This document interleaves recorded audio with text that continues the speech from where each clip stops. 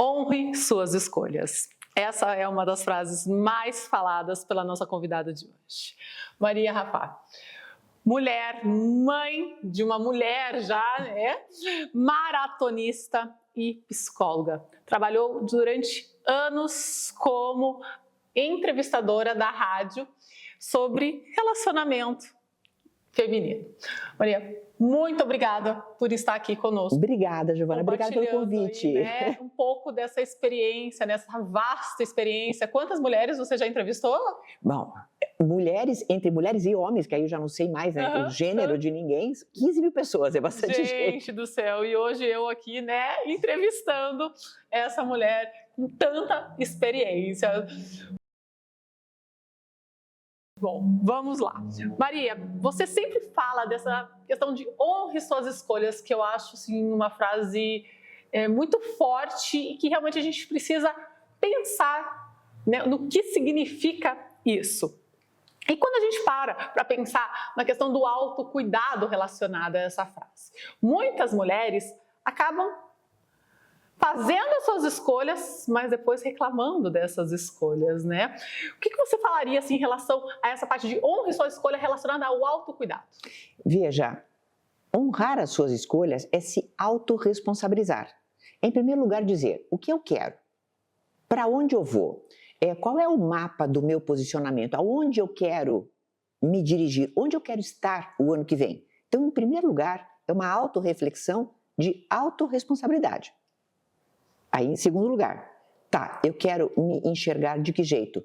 Mais saudável? Eu quero me enxergar bem? Eu quero me enxergar uma pessoa bem posicionada? Uma pessoa com autoestima elevada? Perfeito. Então, aí, eu vou honrar a escolha de percorrer esse caminho. E o autocuidado está nisso.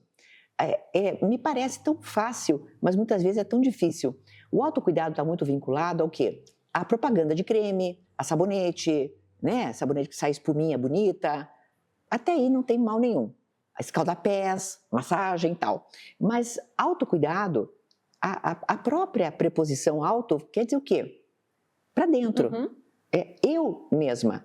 E o meu autocuidado, ele não é um produto que eu uso só. O autocuidado demanda o que de mim? Comprometimento. Aí que vem honrar as escolhas. Tempo. Quer dizer que eu vou pensar naquele meu objetivo e vou fazer os pequenos passos para alcançá-lo. E aí também vem outra expressão que eu uso com muita frequência, que é o baby step. Baby step é passo a passo. E quando você disse assim, muitas vezes na desistência, você falou assim, na gente muitas vezes pegar e dizer, meu Deus, eu não consigo, etc. Eu sempre lembro do baby step como se fosse realmente o passo de uma criancinha. Toda criança com 1 ano e pouco, ela, salvo se ela tem alguma questão orgânica, mas ela anda. Sim. E as crianças, você nunca viu uma criança que cai e fala, não vou tentar mais. Ai, não, ai que vergonha de cair, né? Nenhuma criança faz isso. A criança cai, dá risada, se diverte, às vezes chora porque bate a cabeça, não tem problema, aí ela se apoia nos móveis, se apoia nas pessoas e ela vai, né? E ela vai, ou seja, ela se lança naquele objetivo, porque ela vê todo mundo caminhando, ela fala, eu também quero. Aí, até aquele famoso dia em que ela está encostada no móvel, né, e ela quer ir para outro lugar e ela dá os primeiros passos. Mas até lá, o que ela fez? Ela foi. Ela fez tudo o que tinha que ser feito naquele processo, mesmo que o processo desse errado em algum pedaço. Sim. E aí quando a gente vai virando adulto, né, eu vejo muito no consultório isso, né, a pessoa vai deixando também se influenciar pelo meio. E por mais que ela escolha emagrecer, escolha estar cuidando da pele, algum objetivo, mas no meio do caminho ela vai se desviando e essas escolhas elas vão se perdendo, né, desse objetivo geral ali, né, que ela tem. Nessa questão de alimentação é impressionante, né? E a pessoa fala assim, eu tenho festa para ir, então não posso. Aí tem o Natal, aí tem não sei o quê, como se alguém amarrasse você numa cadeira e te obrigasse a comer alguma coisa. Ou, já ouvi isso no meu consultório também, eu não consigo comer saudável porque na minha casa não tem nada saudável. Era uma filha que falava da casa dela, mas uma filha adulta, que morava com os pais. Ora, isso é responsabilizar os outros por coisas que são nossas, não é? Então, eu vejo isso muito. Ou a pessoa que fala, não vou para academia porque não tenho com quem ir. Porque fulano não me leva? Porque fulano não vai comigo? Então, assim, é uma pena essa falta de autorresponsabilização. Aquela mesma autorresponsabilização que uma criança tem. Que a criança não fica lá implorando para você andar por ela. Ela vai e faz o que tem que ser feito. Sim. Então, nós precisamos pensar nisso. A pessoa, ela quer escolher ser saudável, ter um corpo saudável, uma mente saudável. Porém, as escolhas que ela faz no dia a dia não são coniventes com o objetivo dela, né? Então, acaba que essa frase que você fala, honre suas escolhas, todo dia a pessoa parar para pensar, vou honrar as minhas escolhas hoje, né? E não é que ela também precisa entrar ali num 8 ou 80, mas saber achar o equilíbrio em relação a isso também, né? Eu tenho um mini curso lá no meu aplicativo que eu acho bem interessante porque propõe uma coisa que talvez ajude bastante. Então, até vou dizer o que é. O poder das escolhas prévias. Você e eu escolhemos previamente que hoje seria o dia da gente se encontrar. Estava marcado, né? A gente falou por WhatsApp, marcou, etc. Ora, você não se deu ao luxo de dizer, ai, que preguiça de entrevistar a Maria hoje, eu não vou lá. Ou eu também. Então, isso é uma escolha prévia, prévia, um combinado, e nós fomos. Se a gente fizer isso com as nossas escolhas, você pode ter certeza que a gente não vai ficar negociando com a gente mesmo para ir para a academia, não vai ficar negociando com a gente mesmo para, por exemplo, uma alimentação mais saudável. Por quê? Porque não vai estar em jogo essa negociação, porque a escolha foi prévia. Então, acho que isso ajuda bastante. Quando você se concentra nisso, eu já decidi. Sim. Então, isso eu não negocio. Aí você acaba fazendo. Sim, por isso que é muito importante, até mesmo, pessoas que buscam uma alimentação saudável, a questão de você ter a responsabilidade com o profissional que vai te passar o teu plano alimentar, que vai te dar as melhores escolhas, porque aí você tem uma responsabilidade de ter ali, né, uma pessoa que você vai, digamos, né, entregar o resultado, sim, mas também um mapa, um guia para que te oriente aí nessas escolhas do seu dia a dia, né? E aí as pessoas acham, não, mas eu sei o que fazer, eu sei quais decisões tomar. Mas muitas vezes você vai indo no fluxo das outras pessoas que estão ao seu redor e esquece de ter as suas escolhas, de focar no que você precisa, né? Do auto mesmo, né? Desse autocuidado. E é um contrassenso, né? Você consultar uma nutricionista para te passar uma prescrição de uma orientação e tudo mais e você não respeitar.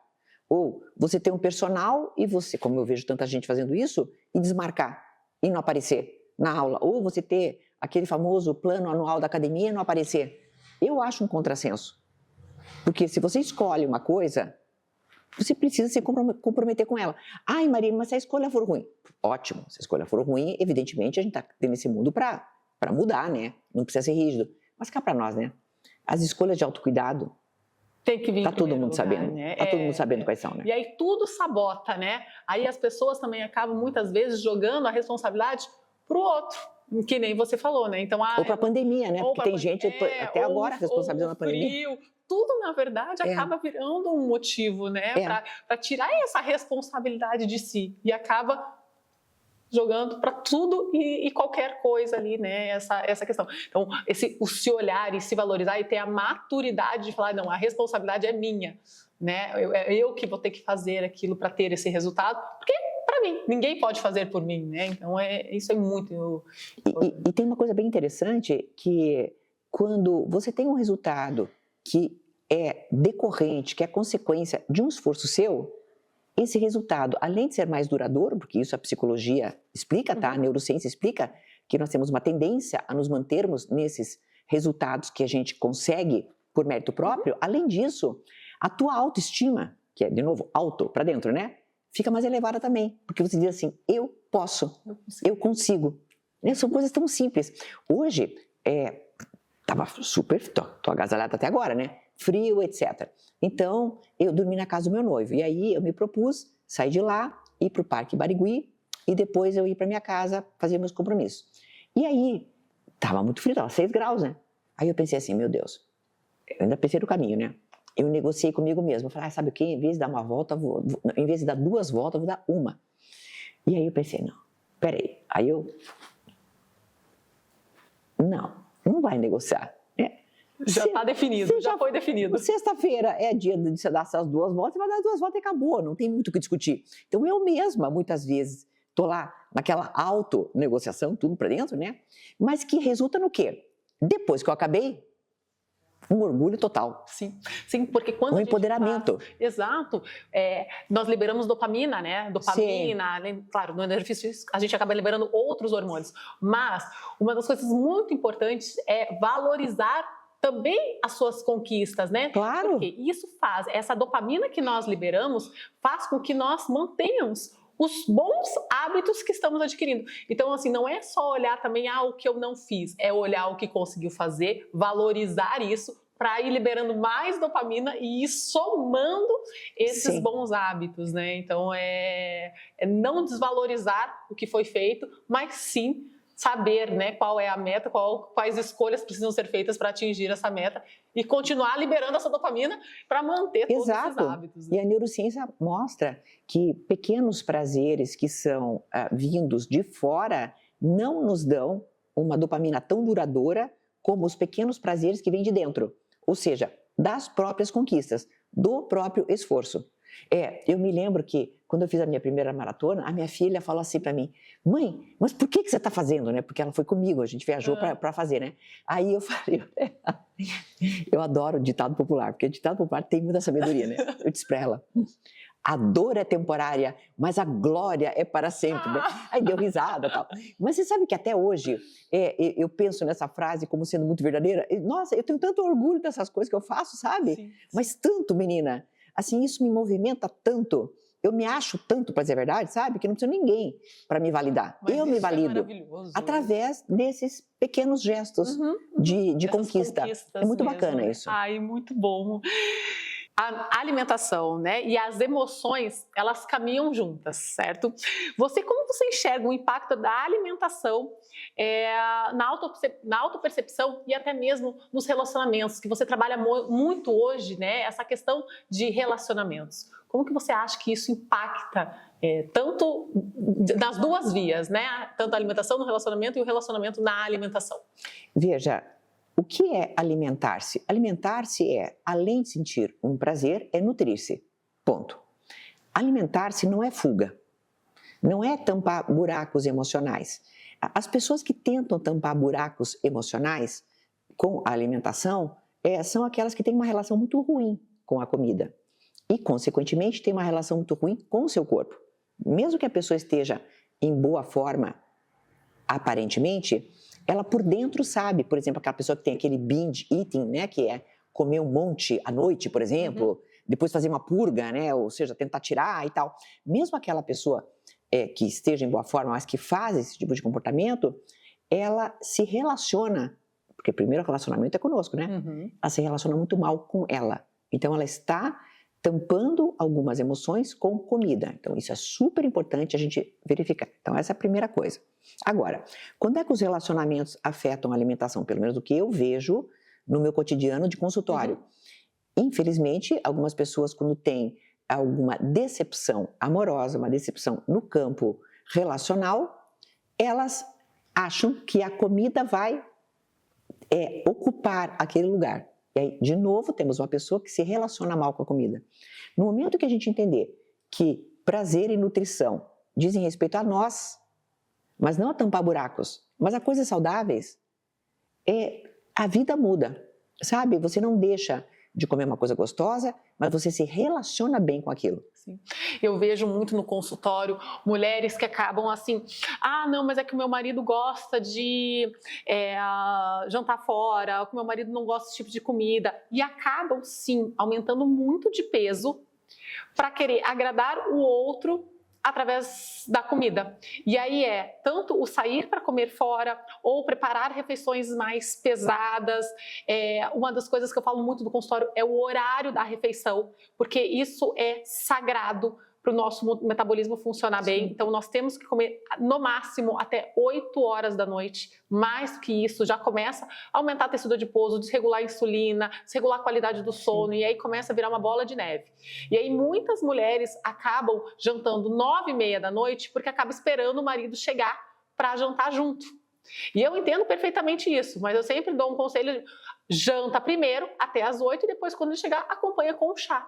Mas muitas não conseguem falar esse não e acabam, devido à questão da comida, mas isso quando não saem para comer muito fora, para, digamos, e comer fora manter também a saúde certo do relacionamento, né? Mas não é uma vez ou outra, né? Acaba sendo muitas vezes, e aí acaba impactando nela mesma, né? E aí gera um aumento de peso, uma má qualidade do sono, entre outros. Né? É uma não responsabilização, né? Eu também vejo alguns casais também em que a mulher vai comendo cada vez mais porque ele também come bastante. Só que a gente tem que entender que as pessoas são diferentes umas das outras e a gente não pode tomar uma medida de uma pessoa que tem um gasto calórico muito maior com certeza. Conosco. Não tem como. Então não dá para acompanhar. Tem que comer menos. Não dá para acompanhar, não dá para acompanhar. São várias coisas. E tudo isso diz respeito ao quê? A você não ter feito previamente a escolha de se olhar. E acabou. Isso não quer dizer que você não vai conviver com a pessoa, não quer dizer que nada. Mas você não precisa se fazer mal para fazer companhia para ninguém. Sim, porque ela vai chateá-lo, vai gerar um atrito no relacionamento, né? Não sei se você recebe muitas perguntas relacionadas a essa parte da alimentação. Pouca coisa, porque na realidade o que acaba acontecendo é que a parte da alimentação, ela, digamos assim, ela é colateral, sabe? Então a pessoa está mal no seu relacionamento, aí ela me reporta isso, e se ela se transforma na minha paciente, aí é que surge a questão da alimentação, no meio. E geralmente, assim, o que eu consigo pescar é muito binge eating, que é aquela pessoa que à noite, quando está sozinha, come escondido e muito. Solteira ou se relacionando com alguém. E esconde isso das pessoas que estão ao redor. Isso aqui tem bastante. Sim, que que nem você falou, né? Tampar feridas, tampar buracos através do alimento, né? Sim. Dessa compulsão. Né? E aí, assim, né? Hoje em dia a gente vê até compulsão por outras coisas, né? Então a importância de trabalhar isso interno, de se conhecer e de reconhecer que está com um problema, de procurar ajuda e para equilibrar isso, né? Porque isso vai aumentando o problema, né? Aumentando os buracos, né? Ao invés de tapá-los. Quer ser compulsivo com uma coisa? Então escolha fazer crochê, escolha correr. Tô falando sério, escolha alguma coisa que pelo menos não faça mal para você. Né? Dentro das entrevistas, né, do Momento Nutri, a gente fala, algumas trazem aí, né, os hobbies, né, e assim, a comida, sim, ela vai liberar um prazer, mas tem tantas coisas que a gente pode fazer que nos libera, né, todos esses hormônios relacionados ao prazer, que não a comida. Então é importante você se conhecer e procurar também coisas que te fazem bem, né, para você conseguir, e mesmo em casa, sozinha, não procurar comida e sim outros prazeres. Exato. Fazer uma lista. Eu falo mesmo assim, faz uma lista das coisas que você come e põe na porta da geladeira. Sim. E aí na hora que você for pegar alguma coisa pro prazer, veja outras coisas que te dão prazer que não seja a comida, né? E quais escolhas simples no seu dia a dia, seja no prato ou na tua rotina, que você considera verdadeiros atos de inteligência emocional? Todo momento da nossa vida tem que ser valorizado. Qualquer dia pode ser o teu dia 1. Qualquer dia. Você veja que interessante. Um dia, pode ser uma quarta-feira, às 3 da tarde, pode ser aquele dia em que você tomou uma decisão que mudou sua vida. Ou que alguém mandou para você um WhatsApp dando uma resposta que você esperava. Aquele dia mudou tua vida. Então imagine o poder que tem cada pequena escolha que você faz para você conseguir ter os objetivos. Então tudo é inteligência emocional. Se você olhar, qualquer momento é aquele momento de você dizer, por exemplo, vou falar uma coisa boba, né? Mas eu adoro café, eu adoro o gosto do café. E eu sou aquela pessoa raiz, tá? Que compra o grão e moe em casa, tá? Para você ter uma ideia de como eu gosto. Mas eu sei, eu não posso tomar café depois das 3 da tarde. Por quê? Porque vai atrapalhar meu sono, cujo sono eu valorizo muito, porque eu tinha grandes problemas com sono, agora não tenho mais, então eu valorizo muito. Para mim já é um gesto de inteligência emocional, não... e detalhe, eu tomo café frio também, adoro. Então o café pode esfriar, que eu tomo, do mesmo jeito. Esse que é o problema, né? Então, assim, né? eu Porque olho... muita gente acaba não tomando depois que Eu esfriou. posso tomar, então, de qualquer jeito, né? Qualquer lugar tem café frio, né? Então, assim, às vezes sobra aquela meia xícara, por exemplo, tá? Eu tô lá atendendo uma paciente e tal, e sobrou aquela meia xícara. Eu vou tomar. Aí eu olho, não, 3h30 da tarde, peraí, já não é mais horário. Essa simples escolha de não tomar aquela meia xícara de café que já tá lá, já é um gesto de inteligência emocional. Porque já é pensando em que eu depois não posso ficar acordada até muito tarde, que eu não vou descansar o suficiente. Pronto, uma coisa tola. Eu escolho não comer um doce, não comer doces, por exemplo, durante a semana. Estou falando de outras pessoas, né, que possam fazer suas eventuais escolhas. Honre essa escolha que você está fazendo. Ai, mas eu não consigo. Coma maçãs. Os médicos nos dizem, one apple a day keeps the doctor away, não é verdade? Então, assim, pronto. Ai, mas eu não gosto de fruta. Mas acostume a comer. Ou seja, sabe, tem tanta coisa que a gente pode fazer na vida. Então, a cada momento, se apresenta uma grande oportunidade de você mudar a tua vida para sempre. E no momento em que você começa a entender que o presente está aqui. Sim. E ele chama presente por algum motivo, né? Porque é uma dádiva. Muda tudo. Sim, e acho que essa frase acho que vale colocar na porta do armário, na porta da geladeira. Honre suas escolhas mesmo, né? Porque é isso, é agir com essa inteligência emocional, não deixar a ansiedade, não deixar a tristeza, a angústia falar mais alto, que isso depois só vai te fazer mal, né? Exato. Você comer ali pela ansiedade, comer pela tristeza, aquilo não vai aliviar 5 minutos e depois você vai estar triste pelo que aconteceu, mais triste pelo ter comido a mais. Então, e mais que fisiologicamente também a gente sabe que dá mais fome ainda depois, exatamente, dependendo do que ela alguns comeu, alimentos foi não lá, saciam. deu um pico de insulina, que geralmente né? Porque quando uma pessoa está triste ou aquela euforia também, vai acabar optando por doces ou carboidratos simples, vai dar um pico de insulina na hora que cair. Vai, além né, de aumentar aí a resistência insulínica, vai acumular em forma de tecido adiposo e vai gerar né, aquele ciclo de comer ou aquele beliscar eterno que muitas pessoas acabam entrando. Né? Bom, no seu trabalho, né, você hoje fala com muitas mulheres sobre essa questão, até hoje mais de relacionamento, não sei se antes também era mais puxado para relacionamento, e que muitas têm essa questão dessa dependência emocional, né? Quais padrões de autossabotagem você mais vê se repetindo ali entre essas mulheres? Aquele de você não ter uma autoestima no padrão que você deveria ter, ou seja, você não se enxergar como você é. Essa é a maior autossabotagem de todas. Porque no momento que você não se enxerga com o valor que você tem, você se submete a várias coisas. Ou seja, relações abusivas, em termos de relacionamento, né? Relações erradas, ou se achar um ser faltante, porque como você não se gosta, você acha que você é insuficiente. E aí você está sempre atrás de alguém que tente validar uma suficiência que você já possui. Então, a autoestima rebaixada é a maior das autossabotagens. E aí ela vai desencadeando uma série de coisas. Por isso, como eu digo, cuide da sua... É aquele tripé, a alimentação, o seu sono e do exercício. Quando você faz essas 3 coisas, você se empodera. Porque você se assenhora da sua vida. Você se torna uma pessoa realizadora. Aí você começa também a não procrastinar. Porque aí tem todas as questões referentes à procrastinação, que também é uma autossabotagem enorme.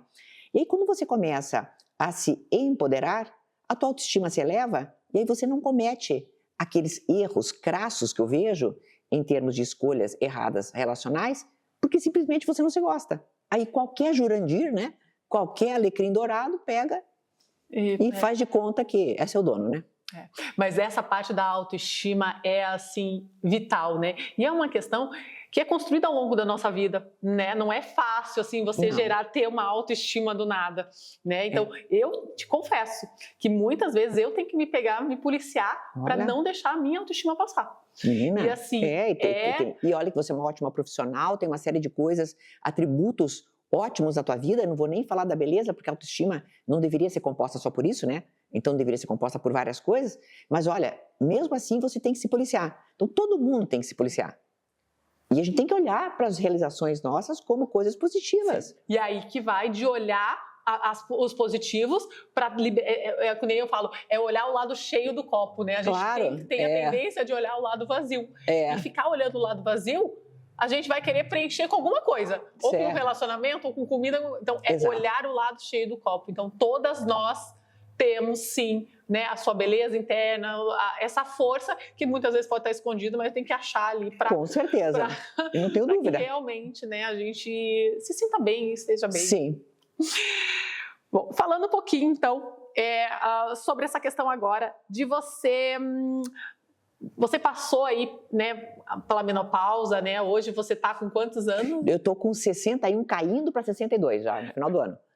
Quase. Bom, e hoje ainda é um tabu para muitas mulheres essa questão, né? Quais foram os maiores aprendizados dessa fase aí, né? E o que você sentiu em relação ao seu corpo, à sua mente, durante esse período? Uma coisa bem interessante que me aconteceu foi uma negação. Quando eu tinha 50 anos, a última vez que eu menstruei, eu estava com meu noivo, inclusive, com o Renato, né, essa foi sensacional, porque eu já estava ausente a menstruação, ficando bem ausente. A última vez que eu menstruei, eu estava no Morro Caratuva, porque eu tinha torcido meu pé. A gente subiu lá, o morro alto, né? Demora 4 horas para subir e tal. E aí, na descida, eu torci, acho que foi o joelho, E daí, eu fiquei tão nervosa com aquilo, porque doía tanto para descer. Nossa, tive que pegar. Aí ele improvisou para mim uma bengala com um galho, sabe, menina? Que eu menstruei de nervosa, já na menopausa, pela última vez na vida. Eu lembro disso até hoje. Menstruei descendo o morro, tá, menina? Aí tá. Aí vou no ginecologista. Aí você vai entender o que me aconteceu. Tô lá no ginecologista e disse: olha, doutor, já faz muitos meses que não vinha, só veio dessa vez, mas acho que foi de nervosa mesmo, porque aconteceu isso, então, tal. E aí ele disse, então você já está mesmo, né, pela idade, tudo, né, a menopausa. Daí eu falei, pois é, e eu vou ter que parar de tomar pílula? Ele, oi? Meu ginecologista não sabia que eu estava tomando ainda. Eu falei, claro que estou. Ele, mas para quê? Eu disse, para não engravidar, doutor? Daí ele disse... Mas você não está entendendo. E aí aquilo... Você não tinha sentido nada. Não, aquilo foi... Mas me deu um clique na cabeça, porque eu pensei assim, aquilo foi o que me disse que eu estava na menopausa. Até então, porque como eu não tive grandes sintomas, até então eu nunca tinha pensado em mim como uma pessoa mais velha. Mas naquele momento eu disse, peraí. Aí eu disse para ele, e se eu engravidar? Ele disse, olha, se você engravidar, eu pago para você todas as despesas. E você vai parecendo fantástico, ele disse. Porque isso aqui ia ser uma coisa raríssima. Não acontece. Então, pare já de tomar isso. Parei. E aí, naquele momento, eu entendi que eu não era mais uma mulher fértil. Você veja que interessante. O clique que dá na cabeça da gente. E aí eu entendi que eu era uma mulher com mais de 50 anos e estava idosa. Acabou. Essa é a minha experiência pessoal, tá? Aí faço reposição hormonal, o que eu acho, assim, um direito da mulher. Eu não acho que é uma escolha, é um direito que nós temos de fazer nossa reposição hormonal para termos, assim, uma qualidade maior de vida, de saúde e tudo. Então, eu não tenho desânimos nem nada, meu VO2 é bem alto, ou seja, eu não tenho problemas de saúde. Mas aí isso foi muito bacana, porque aí... desencadeou uma outra coisa de aceitação da minha idade, que foi deixar meu cabelo grisalho, meu cabelo pintava de preto e era dessa cor. Aí deixei o cabelo grisalho. Foi outra jornada rumo ao reconhecimento da idade que eu tenho. Dessa parte da maratona, como que isso impacta na sua saúde física, na sua saúde mental? Bom, impacta positivamente em todos os sentidos. Porque como os treinos de maratona são mais longos, eles me permitem um momento de reflexão. Hoje mesmo, quando eu estava no parque, eu estava sentindo, assim, a minha aura, a minha vibração, a vibração das pessoas que estavam ao redor, dos objetos que eu via, de tudo. E aquilo me deixa num estado de meditação muito bom, muito profundo. Adoro, então, nesse sentido, né, da meditação. Depois... a saúde cardiovascular agradece. E aí, então, eu fico muito feliz de ter um VO2 alto, né, cada vez melhor e tal. Isso mostrando que eu estou me encaminhando para ter uma velhice produtiva. que estou me encaminhando para não ter uma decrepitude, que seria eu cuidar de doenças nos últimos anos da minha vida.